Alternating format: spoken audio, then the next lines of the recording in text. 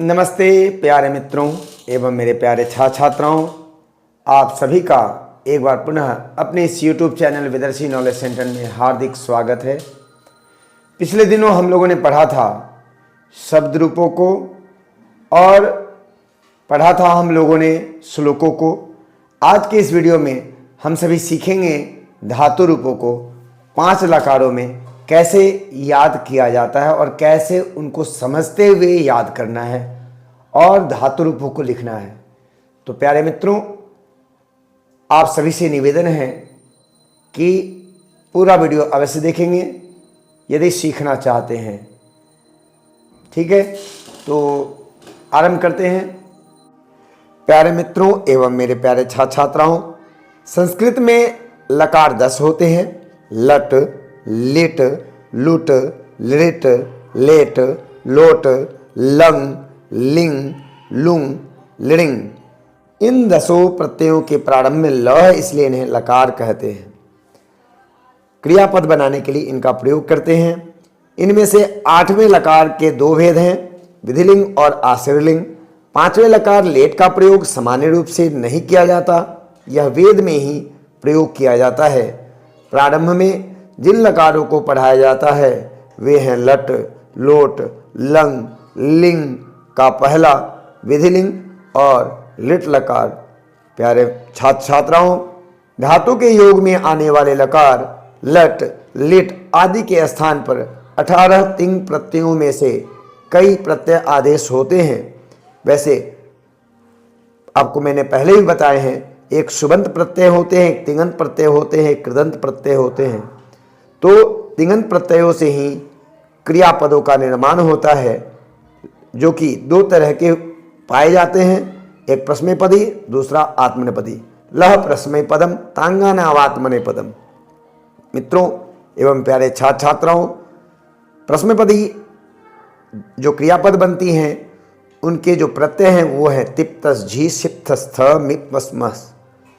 और आत्मनेपदी जो क्रियापद बनते हैं उनके जो प्रत्यय हैं त, अताम, झ, थास, अथाम, ध्वम, इट, वही, महिं। प्यारे छात्र छात्राओं, प्रश्मय पद धातुओं का फल कर्ता को नहीं बल्कि किसी और को मिलता है, वहीं आत्मनेपद धातुओं का फल सीधे कर्ता को ही मिलता है। प्रश्मय पद का शाब्दिक अर्थ है दूसरे के लिए, आत्मनेपद का शाब्दिक अर्थ है स्वयं के लिए। अतः क्रियापद 2 प्रकार के होते हैं, एक आत्मनेपदी क्रिया, एक प्रश्मैपदी क्रिया। प्यारे छात्रों, तो आज हम सभी इस वीडियो के माध्यम से जानेंगे कि प्रश्मैपदी धातु के धातु रूप 5 लकारों में किस प्रकार याद करेंगे और समझेंगे। पूरा वीडियो अवश्य देखें, समझने का प्रयास करें। एक वचन, द्विवचन, बहुवचन, प्रथम पुरुष, मध्यम पुरुष, उत्तम पुरुष, इतना तो सभी को पता है।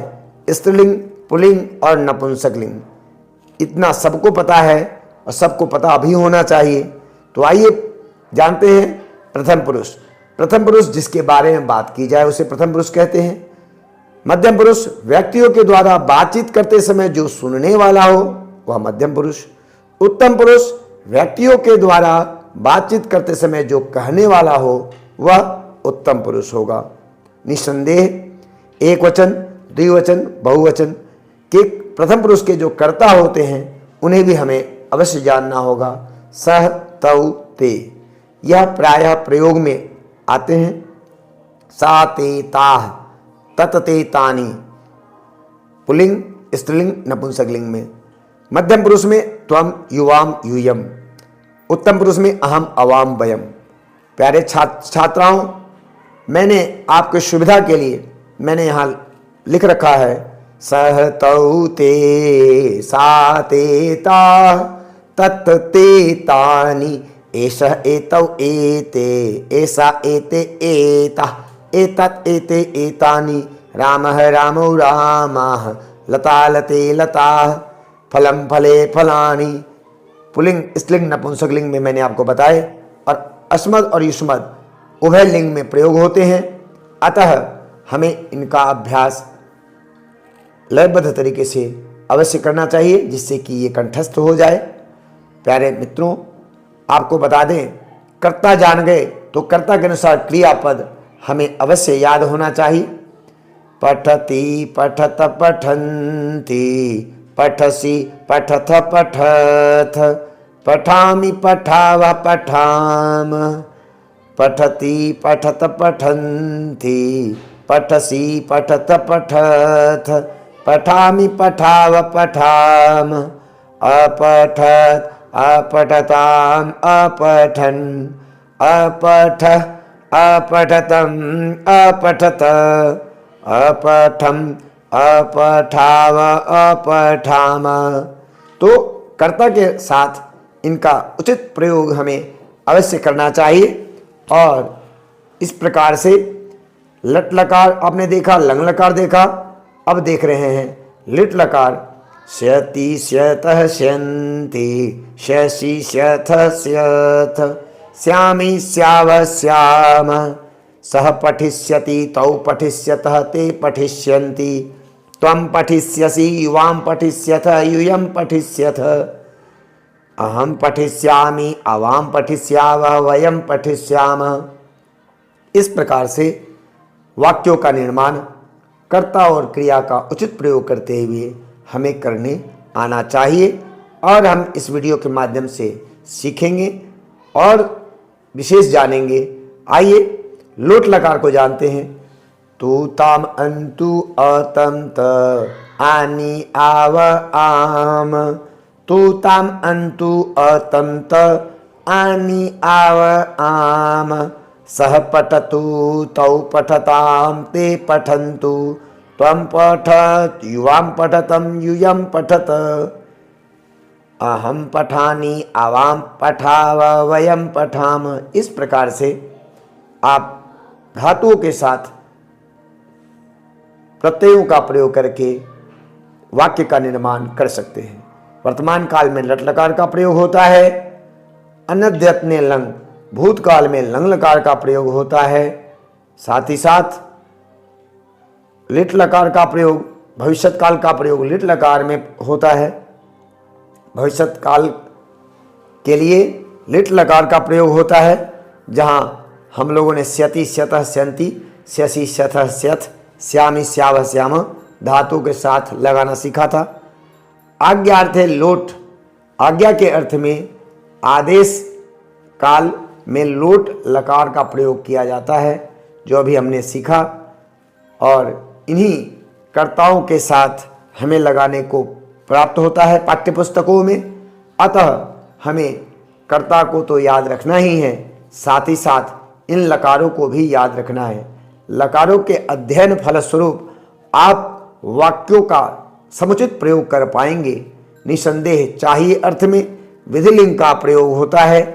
सह पठेत तौ पठेताम, ते पठेयुः पठेत पठेताम, त्वं पठेः युवां पठेतं यूयं पठेत, अहं पठेयम् अवां पठेव वयं पठेम, वयं संस्कृतं पठेम।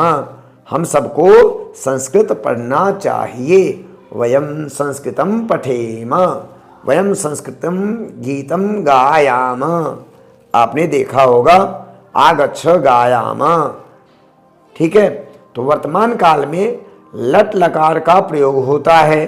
आपने सीख लिया तीतः अंति सीथः थ, आमी आवह आम, तीतः अंति सीथः थ, आमी आवह आम। इस तरह से रैमिंग करते हुए यदि आप इसका अभ्यास करेंगे, कभी जिंदगी में आप नहीं भूलेंगे लट लकार को। साथ ही साथ जिन लोगों ने भी संस्कृत को पढ़ा है उनको आज भी याद है तीतः अंति सीथः थ, आमी आवह आम। लेकिन प्रयोग में नहीं आने के कारण वो भूल चुके हैं लंग लकार को, लेकिन आप नहीं भूलेंगे। कैसे? अताम अन, अतम अत, अम आव आम, अताम अन, अतम अत, अम आव आम। इस तरह से यदि याद करेंगे तो आप आजीवन इसे याद रख पाएंगे और इनके प्रयोग भी कर पाएंगे। तू ताम अंतु अतं त आनी आव आम पठतु पठतां पठन्तु पठ पठतं पठत पठानि पठाव पठाम। इस प्रकार से आप आदेश अर्थ में लोट लकार का प्रयोग करेंगे। जैसे तुम पढ़ो, त्वम पठ, तुम दोनों पढ़ो, युवाम पठतम, तुम सब पढ़ो, यूयम पठत, मैं पढ़ूं, अहम पठामि। इस प्रकार से चाहिए अर्थ में एत एतम एयोः, एह एतम एत, एयम एव एम, लिट लकार में स्यति स्यतः स्यन्ति, स्यसि स्यथः स्यथ, श्यामि श्यावः श्याम।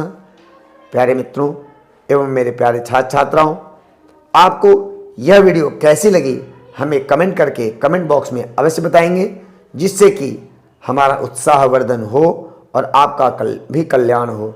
जयतु संस्कृतम, जयतु भारतम। धन्यवादः।